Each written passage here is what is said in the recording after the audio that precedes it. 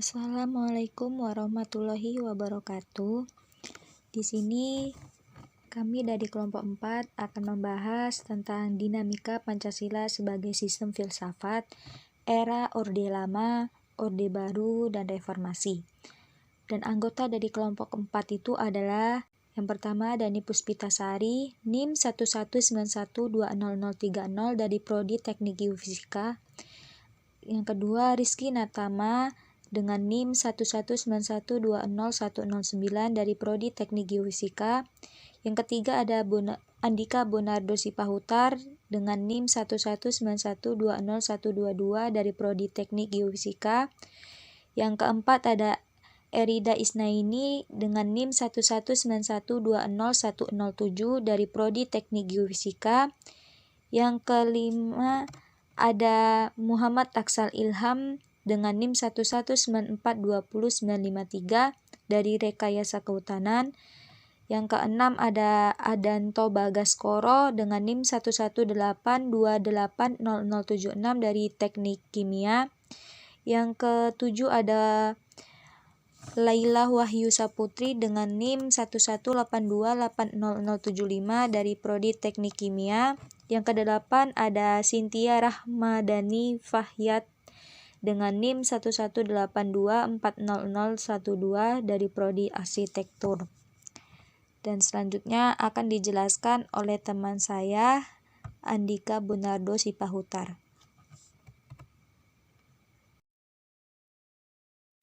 Dinamika Pancasila sebagai sistem filsafat.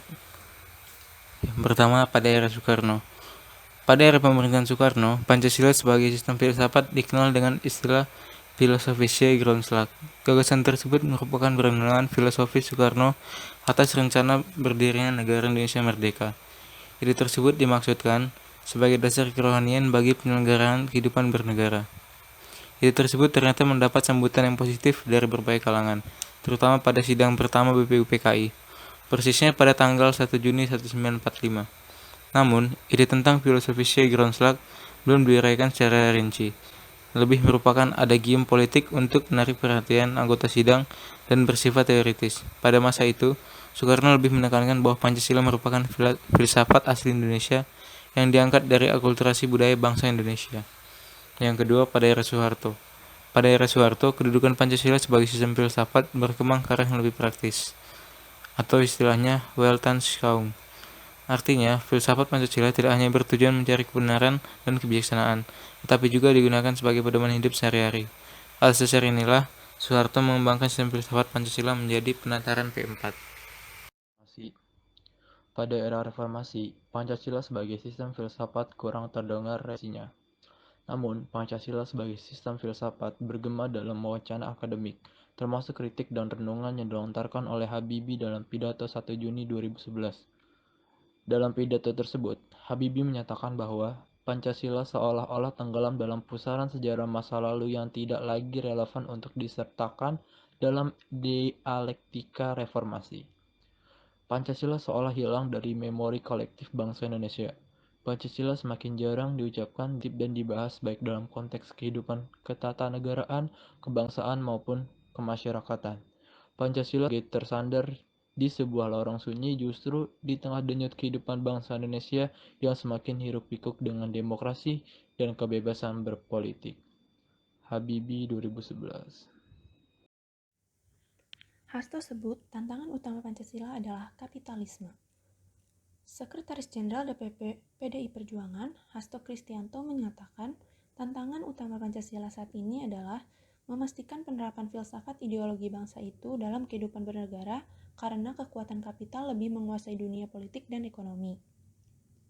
Dari berbagai hal yang menjadi persoalan pokok terjadi karena Pancasila kehilangan watak progresifnya, kata Hasto Kristianto saat menjadi pembicara utama dalam diskusi virtual dalam rangka peringatan Bulan Bung Karno yang digelar Megawati Institute di Jakarta pada hari Kamis.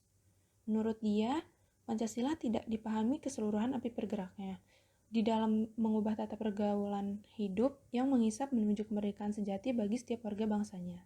Oleh karena itu, kata Hasto Kristianto, Indonesia harus kembali pada hakikatnya atau landasan perjuangannya dengan berhenti memakai cara pandang yang sempit. Orang Indonesia harus memiliki outward looking, kata Hasto dalam keterangan tertulisnya.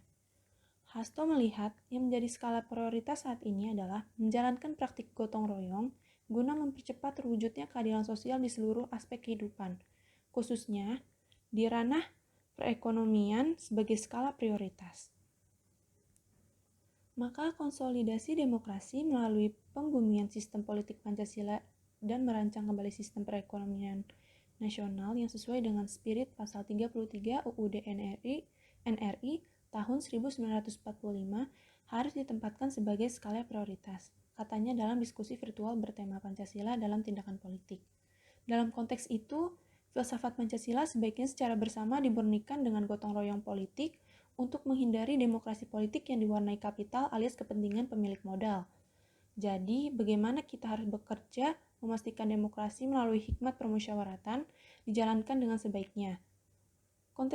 Kontestasi politik dilakukan dengan adil, menghadirkan pemimpin terbaik dengan memastikan tak dipengaruhi kepentingan pemilik modal, kata Hasto Kristianto. Hasto menilai tantangan saat ini adalah pemusatan modal ekonomi pada kelompok tertentu saja.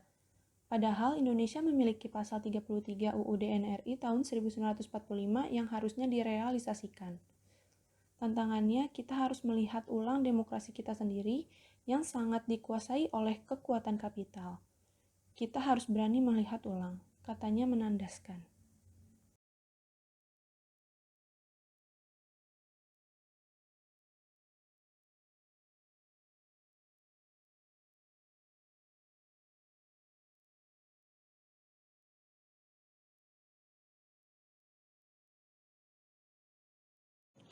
Untuk solusi dari isu ini yaitu mensosialisasikan dan menanamkan pola pikir, akhlak, dan sikap yang baik sesuai dengan Pancasila berlandaskan kekeluargaan dan gotong royong. Setelah pola pikir terbentuk, lalu menjalankan praktik gotong royong guna mempercepat terwujudnya keadilan sosial di seluruh aspek kehidupan, khususnya di ranah perekonomian sebagai skala prioritas.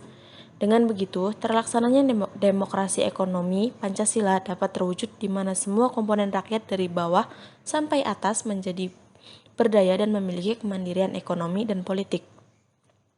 Tetap memperhatikan realita di lapangan apa yang sebenarnya terjadi, harus memiliki pemandangan yang menyeluruh dan tidak melupakan nilai-nilai dalam Pancasila. Kemudian memperkuat ideologi setiap masyarakat tentang komunisme yang tepat sasaran agar tidak ada pertengkaran. Solusi selanjutnya yaitu F. Menjalankan praktik gotong royong guna mempercepat terwujudnya keadilan sosial di seluruh aspek kehidupan, serta menghindari demokrasi politik yang diwarnai kapital, alias kepentingan pemilik modal. G. Kontestasi politik dilakukan dengan adil, serta menghadirkan pemimpin yang terbaik. H. Arus ekonomi harus mengutamakan ekonomi berkeadilan dan kerakyatan. I. Harus memiliki pandangan yang luas. J. Merancang kembali sistem perekonomian nasional yang sesuai dengan spirit pasal 33 Undang-Undang Dasar Negara Republik Indonesia tahun 1945 yang ditempatkan sebagai prioritas. K. Gotong royong politik untuk menghindari demokrasi politik. Dan yang terakhir, demokrasi ekonomi Pancasila.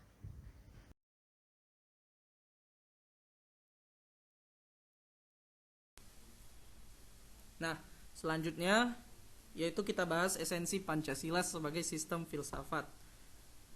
Yang pertama, hakikat sila ketuhanan itu terletak pada keyakinan bangsa Indonesia bahwa Tuhan itu sebagai prinsip utama dalam kehidupan semua makhluk. Artinya, setiap makhluk hidup, termasuk warga negara, harus memiliki kesadaran yang otonom, yaitu kebebasan dan kemandirian di satu pihak, dan mempunyai rasa sadar sebagai makhluk Tuhan yang Maha Esa yang akan dimintai pertanggungjawaban atas semua tindakan yang dilakukannya. Artinya, kebebasan selalu dihadapkan pada tanggung jawab, dan tanggung jawab tertinggi itu adalah kepada Sang Pencipta.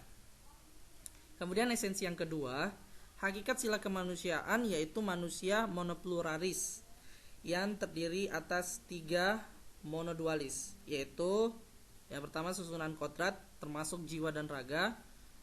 Yang kedua sifat kodrat yaitu termasuk makhluk individu dan makhluk sosial.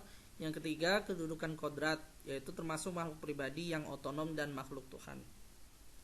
Kemudian esensi yang ketiga, hakikat sila persatuan, yaitu terkait dengan semangat kebangsaan. Rasa kebangsaan terwujud dalam bentuk cinta tanah air, yang dibedakan ke dalam 3 jenis, yaitu tanah air real, tanah air formal, dan tanah air mental. Tanah air real adalah bumi tempat orang dilahirkan dan dibesarkan untuk bersuka dan berduka yang dialami secara fisik sehari-hari. Lalu tanah air formal artinya negara bangsa yang berundang-undang dasar, yaitu Anda, kita semua, manusia Indonesia, menjadi salah seorang warganya yang membuat undang-undang, menggariskan hukum dan peraturan, menata dan mengatur, serta memberikan hak serta kewajiban, mengesahkan atau membatalkan, memberikan perlindungan, dan menghukum, memberikan paspor atau surat pengenal lainnya. Tanah air mental bukan bersifat teritorial, karena tidak dibatasi oleh ruang dan waktu, melainkan imajinasi yang dibentuk dan dibina oleh ideologi atau seperangkat gagasan vital. Keempat, esensinya yaitu hakikat sila kerakyatan terletak pada prinsip musyawarah. Artinya keputusan yang diambil lebih didasarkan atas semangat musyawarah untuk mufakat, bukan membenarkan begitu saja pendapat mayoritas tanpa peduli pendapat minoritas. Kemudian yang terakhir, esensi kelima, yaitu hakikat sila keadilan terwujud dalam 3 aspek, yaitu keadilan distributif, legal, dan komutatif. Keadilan distributif adalah keadilan bersifat membagi dari negara kepada warga negara. Kemudian aspek kedua, keadilan legal adalah kewajiban warga negara terhadap negara atau dinamakan keadilan bertaat.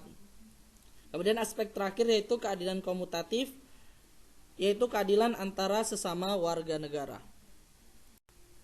Nah, begitu saja dari kelompok kami mengenai dinamika Pancasila sebagai sistem filsafat yang termasuk era Orde Lama, Orde Baru, dan Reformasi. Dan kami mohon maaf apabila dalam penyampaian kami ada kesalahan. Dan jika ada pertanyaan bisa ditanya ke komentar di Google Classroom. Terima kasih. Wassalamualaikum warahmatullahi wabarakatuh.